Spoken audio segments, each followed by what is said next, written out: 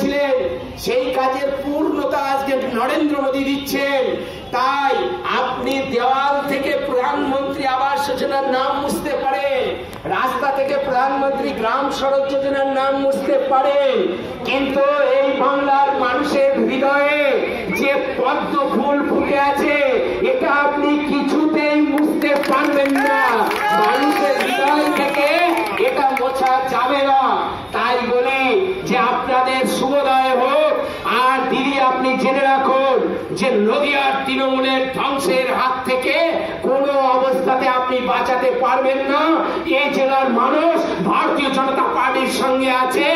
আর এই জেলার মানুষদের যারা প্রধান মানে আয়ুষ্মান ভারতের কার্ড বিনিবন্ধে যে উদ্যোগ নিয়েছেন এতে বিজেপিকে কিছু করতে হবে না।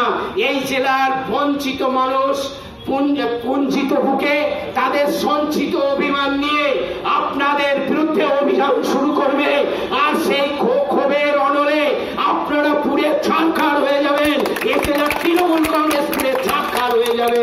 তাই এই জেলার মানুষ তার জবাব দেবেন। এই জেলার শুভবুদ্ধি সম্পন্ন মানুষ এগিয়ে আসবেন। কৃষ্ণনগর শিক্ষা সংস্কৃতির পীঠস্থান, কৃষ্ণনগর কবির জন্মভূমি।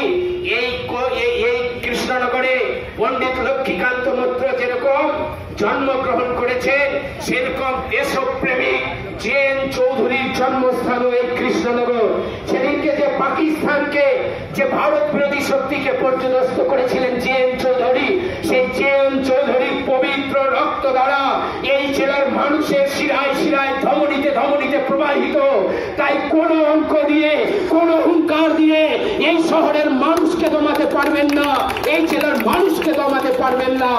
আমরা এই প্রতিবাদী এই আন্দোলনকে এখন ডিভিশনাল অফিসের দিকে, ডিভিশনাল পোস্ট অফিসে কোর্টের মোড়ে আমরা মিছিল করতে করতে এগিয়ে যাব। সকলে থাকবেন। আর এইখানে কর্তব্যরত ডাকঘরের সমস্ত কর্মী বন্ধুদের উদ্দেশ্য বলছি যে আপনারাও ভালো থাকবেন, সুস্থ থাকবেন। সাংবাদিক বন্ধুদের কেউ বলছি আপনারাও ভালো থাকবেন, সুস্থ থাকবেন। কর্তব্যরত পুলিশ কর্মচারী বন্ধুরা যারা তৃণমূলের হুঙ্কারকে উপেক্ষা করে দূরে দাঁড়িয়ে যারা আমাদের নিরাপত্তা দিয়ে সহযোগিতা করছেন সেই পুলিশ কর্মচারী বন্ধুরাও সুস্থ থাকবেন। সকল পথ চলতি মানুষ যারা দূরে দাঁড়িয়ে আমাদের কথা শুনলেন তারাও ভালো থাকবেন। সকলের সুস্থতা শুভকামনা করে আমার ছোট্ট বক্তব্য এখানে শেষ করছি। জয় হিন্দ, বন্দে মাতরম, ভারত মাতা কি জয়।